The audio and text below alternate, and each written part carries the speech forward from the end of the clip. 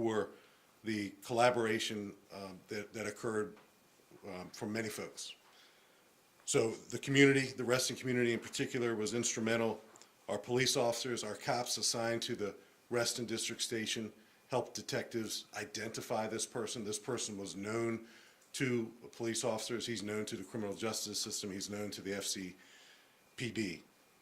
Our Major Crimes Bureau detectives worked nonstop from the moment that this vicious crime occurred. Our Victim Services Division, as they always do, thank them. Crime Scene Detectives, our Special Operations Division, and our fugitive team for safely bringing this coward into custody. So a lot of people did a lot of work. Major O'Carroll will go into some details, and then we'll take some questions. This investigation, our investigation into this person in particular, is far from over. So we're looking again to connect him to any other crimes unsolved, unreported. We're not done with him yet, but he's off the street. That's the good news. Our condolences to the victim in this crime, her friends, her family. What she has to go through is unimaginable. So our thoughts, prayers with her, and she has a long journey in front of her, and we owe it to her, we owe it to the community to continue to identify other crimes that this monster was involved in. Major. Thank you, Chief. Good afternoon, everyone. Imagine for a moment a horror scene out of a movie. Imagine for a moment everyone's worst nightmare.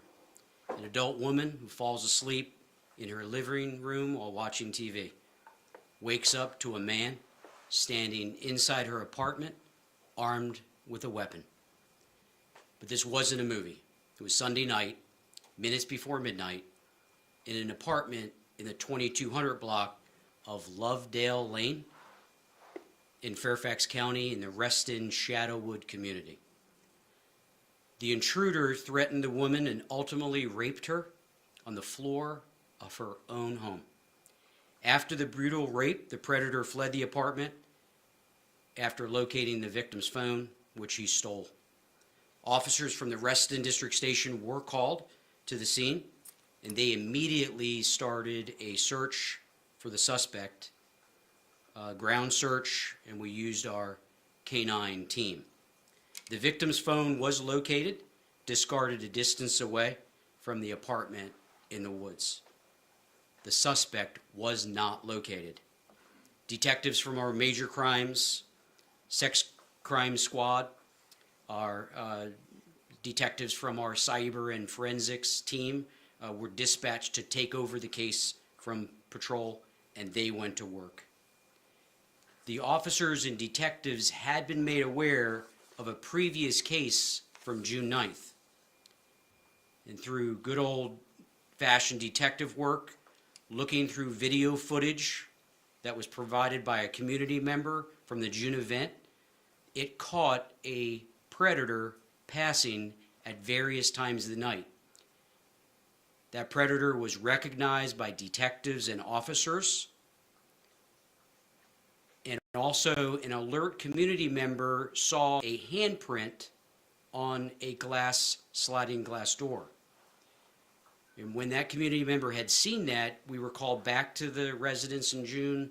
That fingerprint, that handprint, the palm print was lifted and processed by our detectives and sent to the forensics fingerprint exam unit. Yesterday, we placed an emergency rush on getting that handprint, palm print analyzed. And late yesterday morning, we got a hit. Arrest warrants for Anthony Agee, 22 of Reston, was obtained by our detectives for peeping and indecent exposure.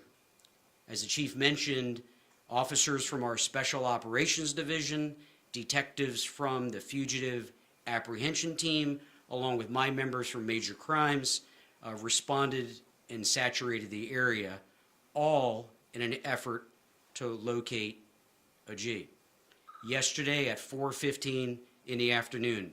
Within 18 hours of this brutal, unwarranted, unacceptable, and criminal attack, a G was in handcuffs. After further investigation, he has been charged, as the chief outlined. I'll say it again because it's important.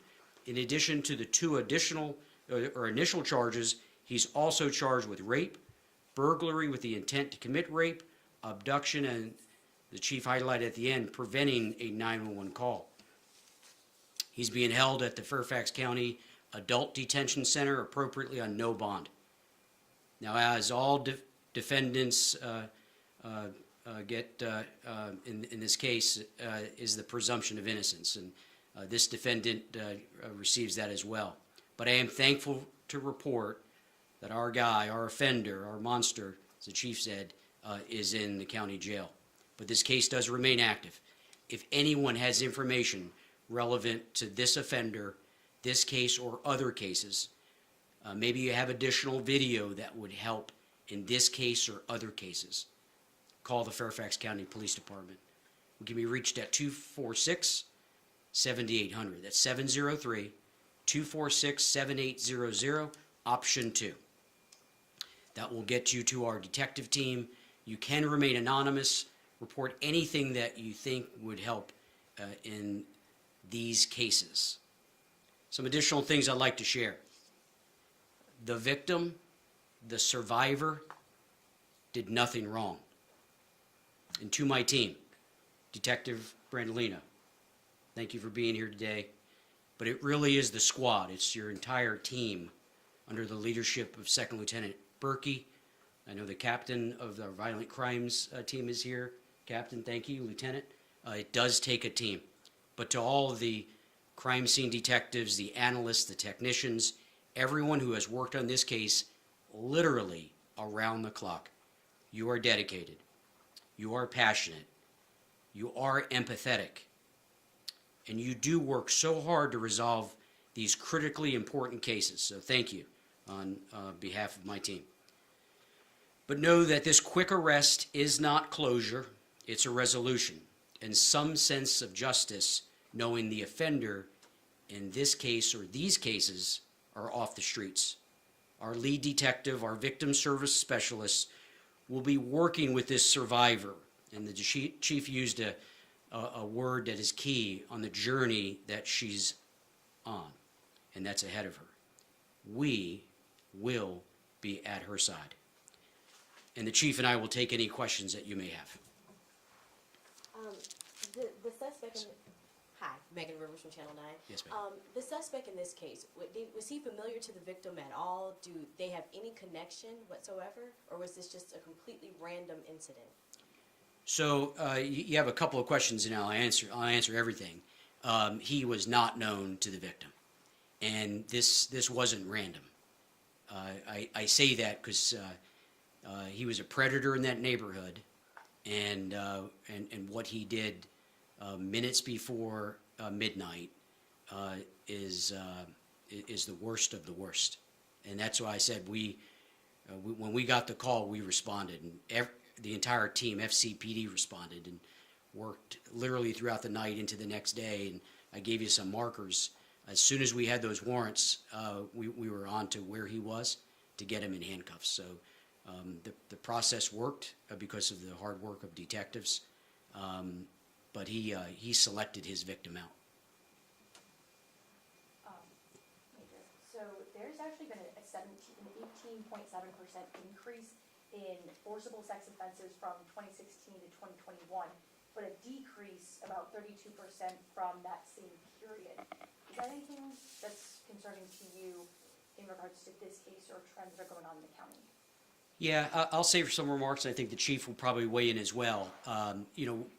Any case, one case is one too many. And we do look at statistics. We have a great statistics team, analysts that look at that. We look at previous cases. So we're looking at all unsolved cases in the Reston area and Fairfax County to see if he is tied into any one of those. Our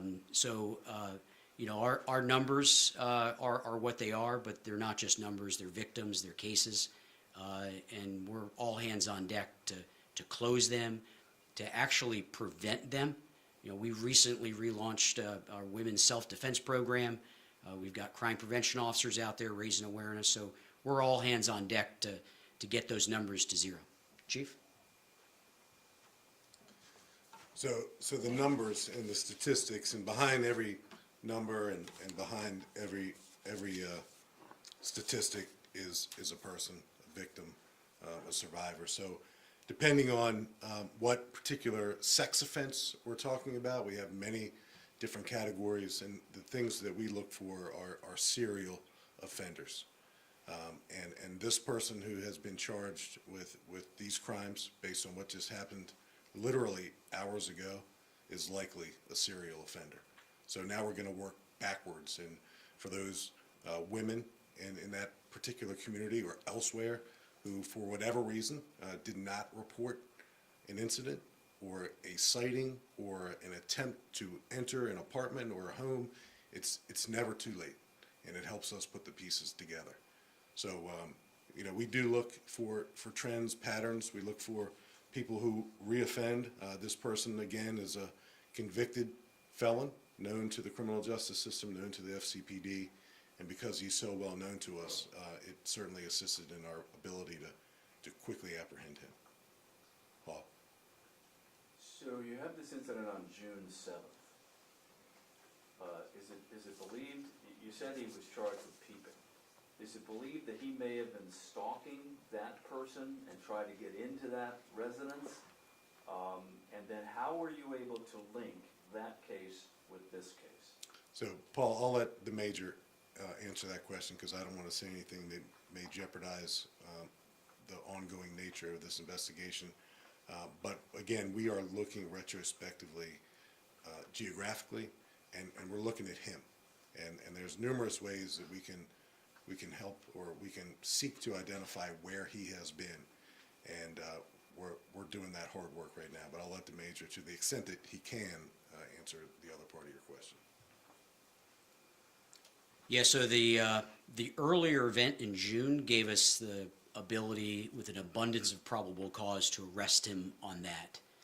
Once he was in handcuffs at 4:16 yesterday, our detectives went to work and did what detectives do, is inquire about the case from hours earlier.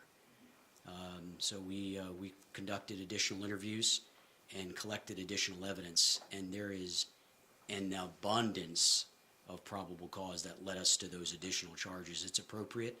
Like I said, we got our guy. This is not a whodunit anymore, and it's not, this is solved, 100% solved. So it sounds like you're saying that he admitted that he was there that night. So I've never taken the stance where I give information on the cooperation of a defendant that's arrested and charged and interviewed. I would say he was brought back to headquarters, and we spent an extensive amount of time in this building. And then why was he known to Fairfax County Police? So his charges are lengthy. They're a lot of them over a long period of time. He's been a busy fella. Now he's busy at the jail where he needs to be.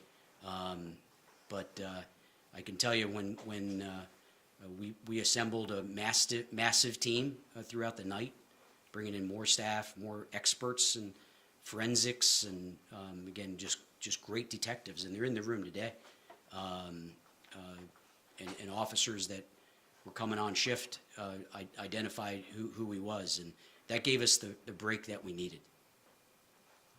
Any other questions? Just a message you have to the community, because you've mentioned that he's known to you, he may have been involved in other sexual assaults. To those who may be afraid to come forward, what's your message to them?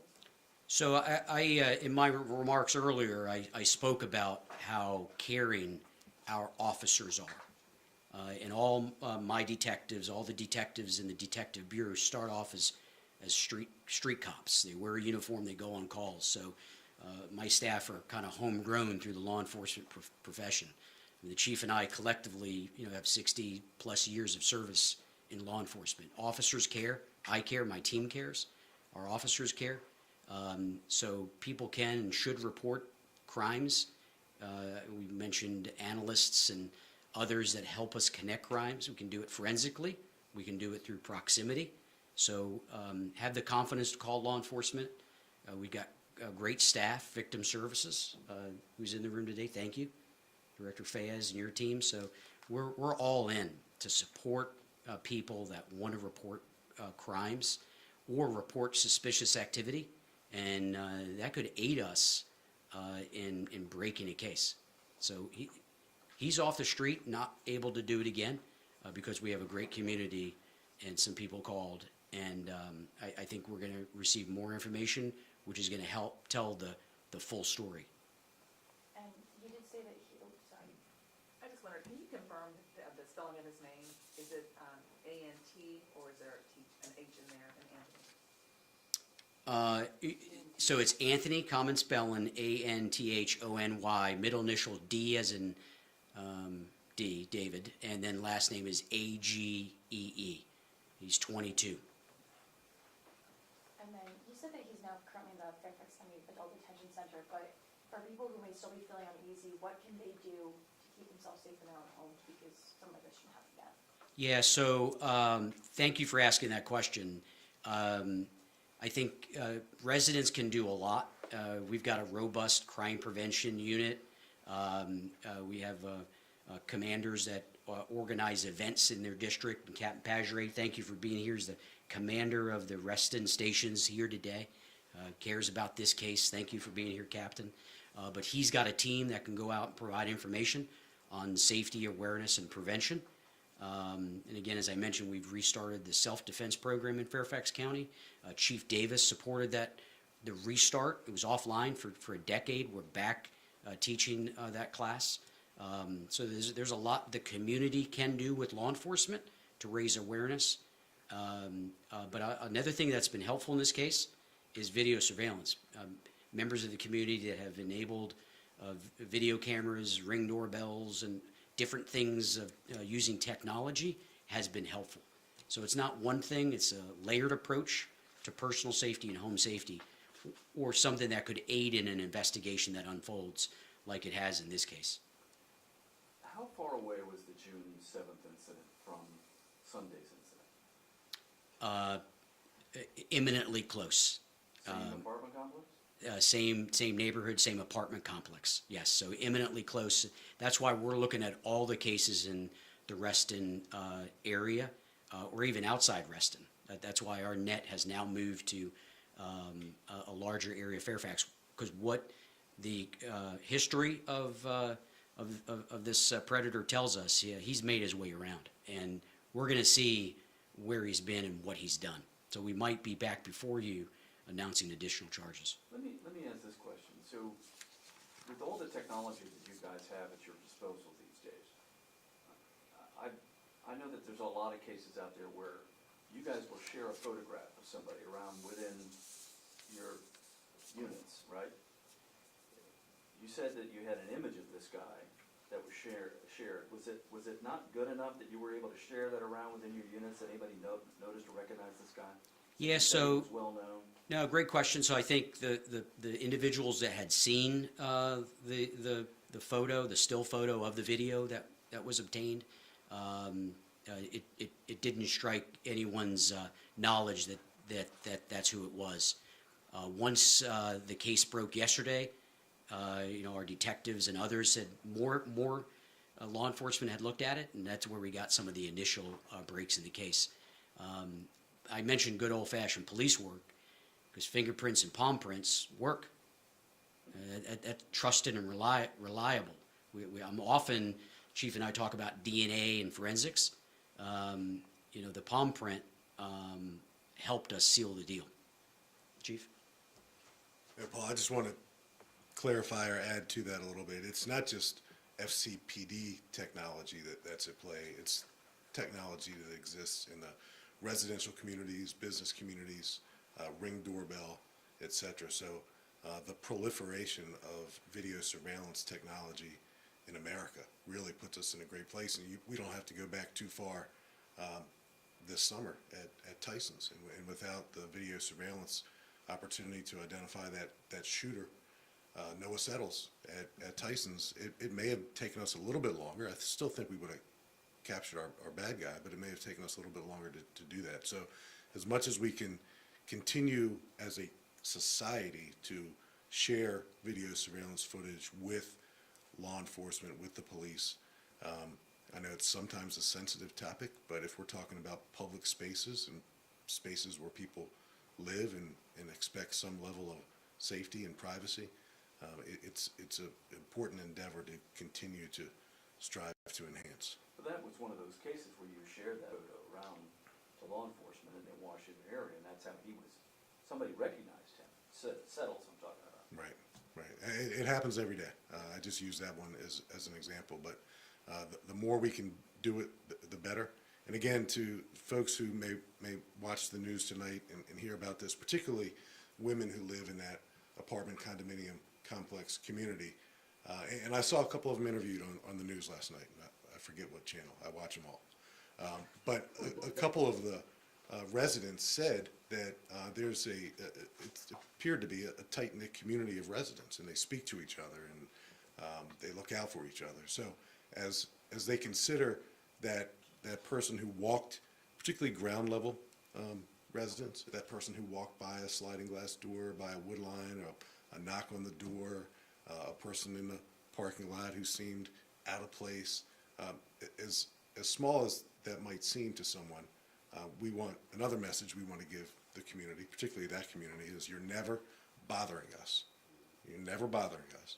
We're never too busy to come out and take an additional piece of information, because this guy, Agee, he can never get out again, ever. Not only does he need to be in the jail where he is right now, he needs to be under it. A person like that has no place in society now or 20 or 50 years from now. Question for you. You said, and forgive me if you've Ma'am. already answered this, but you said he is from Reston as well. Did he live in that complex or in a complex nearby, or how close do you think he lived to that area? Yeah, he lived nearby, close enough, walkable. Okay. Yep, he doesn't live there anymore. Yes. Michael Connell from Patch. In your initial release, you said that the victim received minor injuries. I just want to confirm that. Yeah, so she did. She was treated at a local hospital. The answer is yes, and that, when we responded, that is our first interest, is to give aid to the victim, and that's what we did. And at the same time, the detectives are responding, and we're on the case. And again, within 18 hours, it's the outcome. And like we do in all cases, as I mentioned, victim services is going to be with that survivor through the journey that she's on. And maybe you've answered this already, if so, I apologize, so much information here, but for last Wednesday's attack on the one near Richmond Highway, is this case connected to that at all, or have you said? Yeah, so thank you for bringing that up, and we are looking at that. And initially, we don't think so, but we're open-minded. So all of our open cases, all of our cases that we're aware of, we're going to be looking to see if there is, whether we can link it scientifically. Now, we were back out there Friday night. Actually, the same detective that worked, is assigned to this case, was out in Mount Vernon, Sacramento Drive, Friday night. And the rest of the team, thank you for doing that Friday night, because there are other cases that we're working. It's not lost on us. That's why as we wrap up this press conference, my detectives, and you know this, I don't need to say it, they'll be back to work, because there are cases that we need to have full time and attention to. But thanks for bringing that up. And we have shared that event, and so make sure you follow us on our platforms as we inform the community about other cases in Fairfax County. And that case is not lost on us. It's a high priority. Thank you. And just really quickly too, you said he was very known to this department. He has a lengthy rap sheet. How is he on the streets though, if he's seemingly a career criminal at such a young age, at 22? Yeah. Well, Megan, that's the question that every player in the criminal justice system needs to continue to ask ourselves. So as we look back at him and his criminal history and the opportunities that the criminal justice system may have had to interrupt his criminal behavior, that's always something that should give us pause to contemplate being better as a criminal justice system. It should be an absolute aberration for any of us to stand up here and describe a repeat violent offender. You shouldn't be a repeat violent offender because your criminal behavior should be interrupted by incarceration. So that's one thing that we always look back at, as does every entity in the criminal justice system. So that's certainly a larger conversation. But your earlier point, I just want to put an exclamation point on it. There was no relationship between the victim and this monster, none whatsoever. And our investigation at this point indicates that he did choose her, he selected her, he targeted her.